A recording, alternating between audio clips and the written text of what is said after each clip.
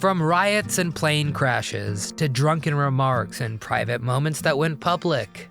These are the stories of legendary artists whose entire careers ended with a single decision, a single night, or a single sentence they could never take back.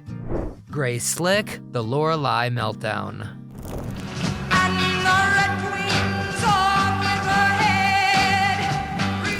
If you grew up in the 60s, Grace Slick was your high priestess. I mean, this was the woman who stood at Woodstock and tore into White Rabbit, fearless, sharp, and completely in control. The definitive voice of the psychedelic movement. And for a long time, it felt like she was untouchable. But by 1978, that old peace and love glow had been replaced by something much sharper and much more dangerous. She was fronting Jefferson Starship on a massive European tour, and behind the scenes, the atmosphere was really dark, tense, and soaked in booze. When they arrived in Germany to headline a major festival, the wheels didn't just come off, they disintegrated. Grace was so incapacitated she couldn't even make it to the stage. Then a physical brawl broke out between band members and her husband, and the crowd was so insulted, they actually burned the stage to the ground.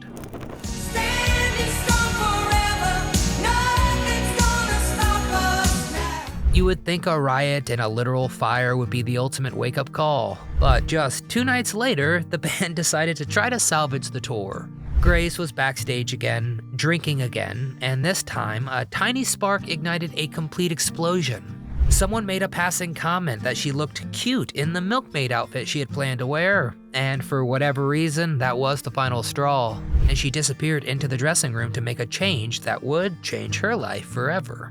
She walked out onto a German stage, mind you, wearing a full uniform of, well, that fascist party led by the guy with the terrible mustache. You know what I'm talking about, right? And in front of a horrified, stunned audience, she began a routine mocking them about the Second World War. I've seen their ways too often. Well, the venue erupted into chaos for the second time in a week. And that was the end of the line. She was fired immediately, and just like that, the woman who once defined a generation was an outcast. One night, one choice, one terrible outfit, one terrible joke, and Grace Slick watched her career vanish in real time. Donny Osmond, The Secret Engagement. And they called it Puppy Love. Donny Osmond was the face of 1970s wholesome entertainment as the breakout star of The Osmonds and the co-host of Donny and Marie. He commanded a level of fan devotion that bordered on the religious. He was the purple-socked heartthrob, a clean-cut icon of youth and innocence who represented the ideal boy next door for millions of teenage girls across the globe. His career was built on a very specific, carefully created promise that he was available, he was unattainable, and he was eternally young. In the world of teen idols, the music is secondary. The fantasy, well, that's everything. To take away my only dream. But by the late 1970s, Donny was growing up, and the constraints of that pristine boy image were starting to feel like a cage. You see, he had fallen deeply in love with a young woman named Debbie Glenn, and he knew he wanted to spend the rest of his life with her. The problem was this massive multi-million-dollar machinery behind him. His management and his family knew the cold hard truth of the industry. In the world of teen marketing, a married idol is a retired idol. For months, the relationship was treated like a state secret, hidden away from the cameras and the fans to protect the brand.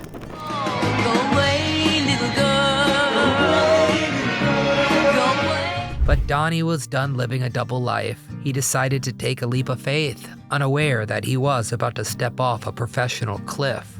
The moment came in 1978, when the engagement was officially announced. A day of celebration and toasting for everyone else, but not for Donny. Nope, Donny should have expected his fans to be happy for him, but instead, the response was far worse for a star: absolute silence. And almost overnight, the fantasy shattered. His fan mail, well, that grounded to a halt. Concert tickets that used to sell out in seconds sat at the box office untouched.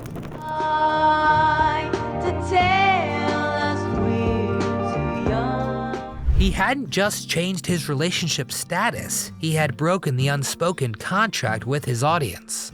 This one personal choice triggered a long dark age where Donny Osmond became a pariah in the music biz. He was eventually forced to release music anonymously just to get a fair hearing on the radio, proving that for a teen idol, the happily ever after can be the kiss of death. Leif Garrett, The Birthday Crash.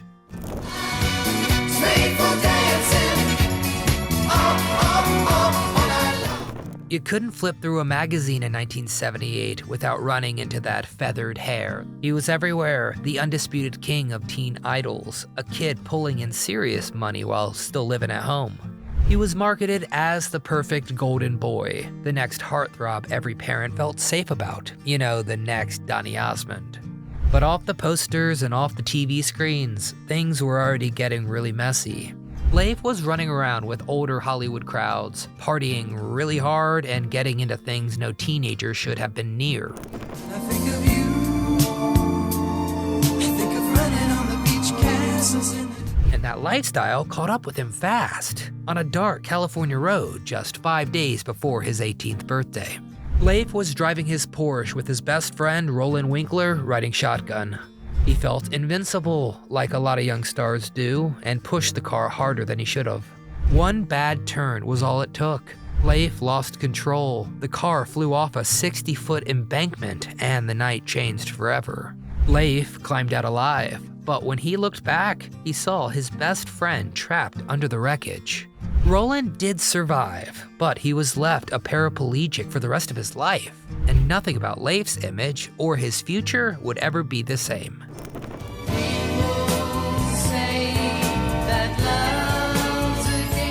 From then on, the crash followed Leif everywhere. That image of his friend in the twisted metal never left him, and the guilt was more than anyone that young could handle. He turned deeper into the same substances that had already been part of his life, already trying to tear apart his life, trying to, quiet the memories and the blame. What followed were decades of addiction and serious health troubles, a long struggle that all traced back to that one fateful night. The Monkees, the head sabotage. Hey, we're the Monkees, and people say we monkey around. Now, the Monkees were a billion-dollar phenomenon by 1968, but they were tired of being viewed as a manufactured product. They had fought a bitter battle to play their own instruments and write their own songs, yet the pre-Fab Four label, it still followed them everywhere. They felt trapped in a plastic cage of bubblegum pop, and they decided that the only way to be taken seriously by the burgeoning psychedelic counterculture was to systematically dismantle the very image that made them wealthy. They chose a radical and ultimately terminal method to achieve this, a feature film called Head. They collaborated with a young Jack Nicholson, and the band set out to create an anti-movie that would serve as a brutal deconstruction of their own image. Hey, what's wrong? What's wrong with you? I asked you first. Nothing. I ordered this and I don't want it. The film was a non-linear psychedelic trip that mocked their TV show, their marketing, and, sadly, even their fans. They were certain that this dark experimental shift would earn them the respect of the cool underground crowd that they so desperately craved. The release of this film in late 1968 was a tactical disaster of historic proportions. The cryptic marketing was so strange that the band's younger fans didn't even realize that they were in the film, while the older, serious rock audience refused to see a film starring a TV band.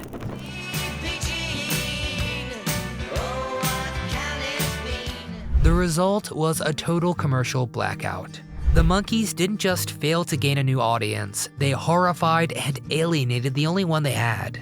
By the time the dust settled, their TV show was gone, their record sales had fallen off a cliff, and the band's kingdom had been reduced to rubble by a single 90-minute act of creative sabotage. Creedence Clearwater Revival, The Brotherly Break.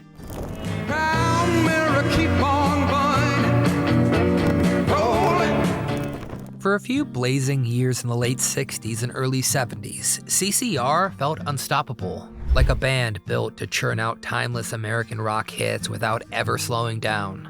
I mean, they were cranking out hits, classics like Proud Mary and Fortunate Son, so fast it felt automatic, one anthem after another.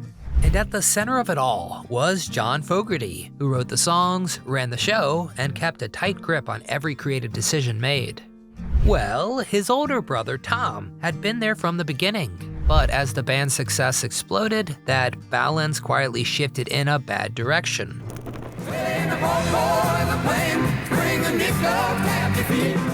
Before long, the rest of the group, including his own brother, started to feel less like partners and more like hired help.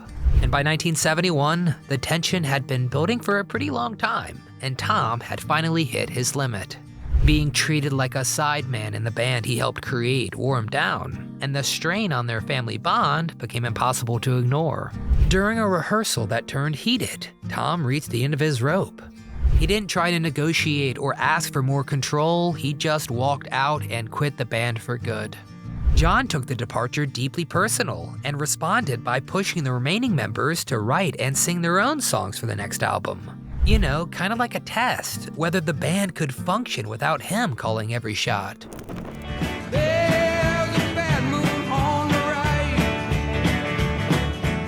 Well, that album, Mardi Gras, arrived to harsh reviews and a lukewarm response from fans.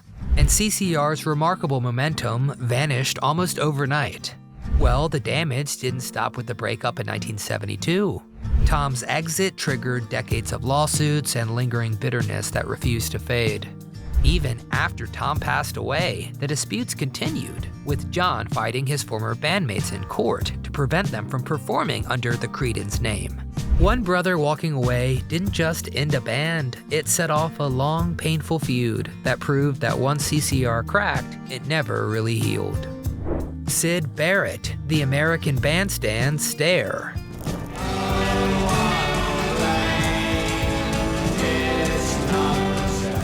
Syd Barrett was the beautiful avant-garde genius who founded Pink Floyd. He was the man who turned the London underground into a psychedelic dreamscape.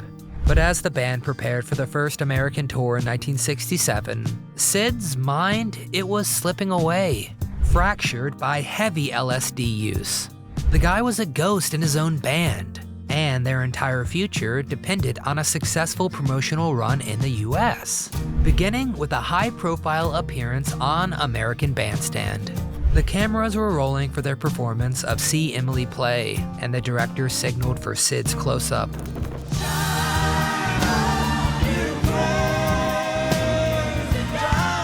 The music started, the lyrics kicked in, and the audience waited for the charismatic leader to take charge. But as the camera zoomed in, the world saw the exact moment Syd Barrett left the building. He didn't sing, he didn't try to move his lips, and he didn't even acknowledge the studio. He simply stood there with a vacant, terrifying stare that proved he was no longer tethered to reality. Syd Barrett was fired weeks later, replaced by David Gilmour, and Syd spent the rest of his life as a recluse. Keith Moon, The Chertsey Tragedy.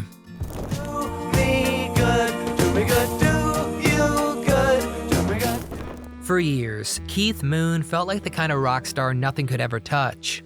After all, he was Moon the Loon, the human firecracker behind the drum kit, turning every Who show into a spectacle and every offstage moment into a story people would be telling for years.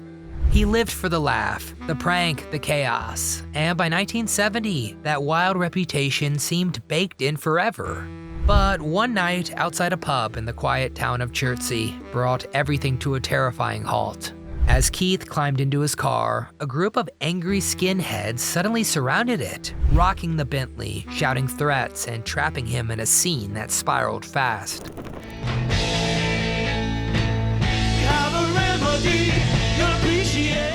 Panicked and overwhelmed, Keith did the only thing his fear-soaked brain could process. He got behind the wheel and tried to escape. Unfortunately, he was drunk and he didn't even have a license, but the adrenaline took over as he slammed the accelerator. In the confusion, he felt a heavy thud as the car surged forward into the dark, but he kept going. Miles later, convinced he had gotten away from the mob, Keith finally stopped.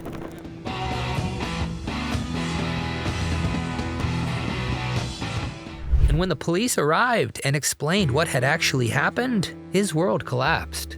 The person that he had struck was not part of the crowd.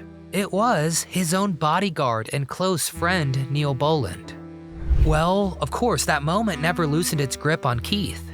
The guilt of, I guess, accidentally killing someone he cared about followed him everywhere, quietly hollowing him out. His drinking and drug use worsened as he tried to silence a truth he couldn't escape, and the wild, lovable chaos that fans adored began sliding into something darker and much more destructive.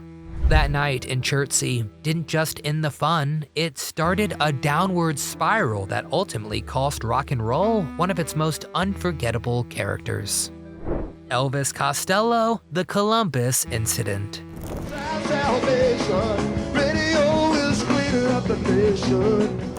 By March 1979, Elvis Costello was the angriest young man in rock, a lyrical genius whose third album, Armed Forces, had just cracked the American top 10. The guy was on the verge of superstardom, but behind the scenes he was actively sabotaging his own success.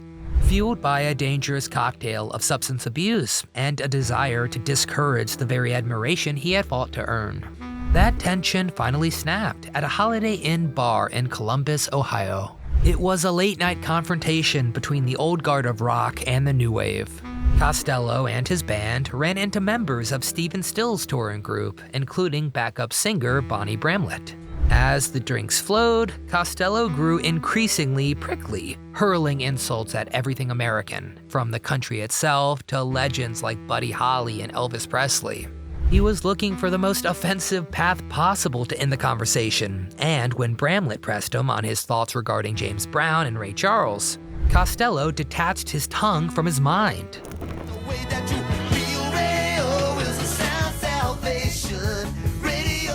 He dismissed both icons with the same despicable racial slur, an insult so vile it instantly turned a verbal sparring match into a physical melee. The fallout was more than just professional. It was immediate and violent. Bramlett, famously tough, knocked Costello off his bar stool. And when the news leaked that the golden boy of the critics became a national pariah overnight, he faced an onslaught of death threats, pickets of the shows, and a record label that nearly dropped him. While the incident rolled his career off the launching pad and forced him into years of image rehabilitation, Costello would later reflect that the disaster likely saved his life, knocking him out of a fatal orbit of fame before it was too late. John Lennon, the bigger than Jesus quote.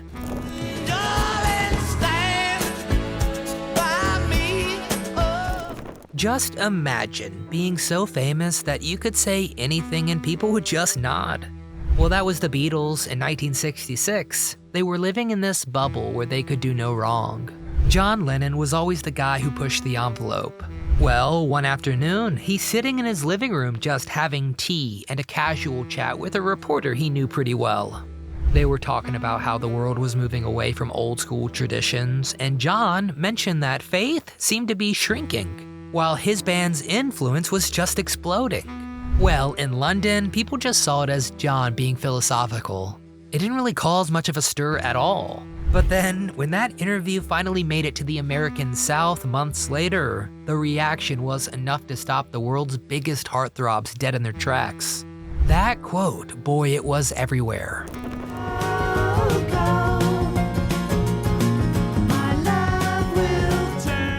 John had said the Beatles were more popular than Jesus. And almost overnight, the mop-top era was done, replaced by a wave of pure, unfiltered hostility. You had radio stations calling for massive bonfires where kids were encouraged to burn their records and posters. Even the KKK, the most despicable group ever, was showing up to protest their shows. And by the time they landed for their 1966 US tour, the band wasn't worried about the charts anymore. They were worried about snipers. Well, everything finally broke during a set in Memphis. Right in the middle of a song, a deafening crack tore through the air of the stadium. The band stopped dead. They all looked at John, absolutely certain they were watching his final seconds on Earth. Sure, someone had finally pulled that trigger.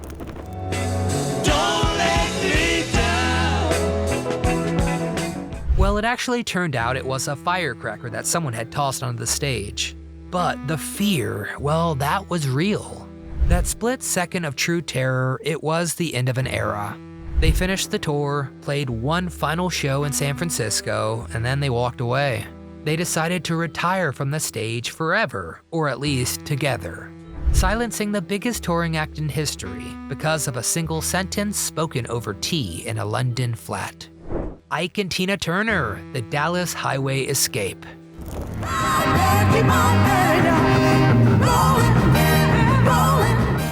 The Ike and Tina Turner Show was a force of nature, a high-octane soul machine that seemed unstoppable on the charts throughout the 1960s and 70s. But while the world saw a powerhouse duo, the reality inside their inner circle was a waking nightmare. Ike Turner had spent nearly 20 years maintaining absolute control over Tina through systematic physical abuse and financial isolation. She was the voice, the legs, and the face that sold the records, yet she was essentially a prisoner who didn't even own the rights to her own name. By the time they landed in Dallas in July of '76, the tension had reached a lethal breaking point. The explosion happened in the back of a limousine on the way to their hotel. It was a brutal, bloody confrontation that left Tina battered and exhausted, but for the first time in 2 decades, something inside finally went cold. Talking to me like that, huh? What'd you say? Don't start with me, I ain't in the mood today, all right? When they reached the hotel, Ike collapsed into a deep, heavy sleep, leaving Tina alone with her reflection in the mirror. She realized in that very moment, her life had come down to a terrifying binary. If she stayed in that room until he woke, she likely wouldn't survive the year. Well, Tina waited until his breathing was very steady, and then she reached for the door. With nothing but 36 cents and a gas station credit card in her pocket, Tina Turner slipped out into the Texas heat and began to run. She didn't just walk away, she found herself standing at the edge of a massive multi-lane freeway in the middle of the night. With cars screaming past her in the dark, she took a breath and then sprinted across the lanes, dodging traffic to reach the safety of a Ramada Inn on the other side. That midnight run across the highway was the instant violent death of the Ike and Tina brand. Their career as a duo ended in that hotel room, in that limousine that night. But as she reached the other side of the road, the world witnessed the birth of Tina Turner as a solo legend.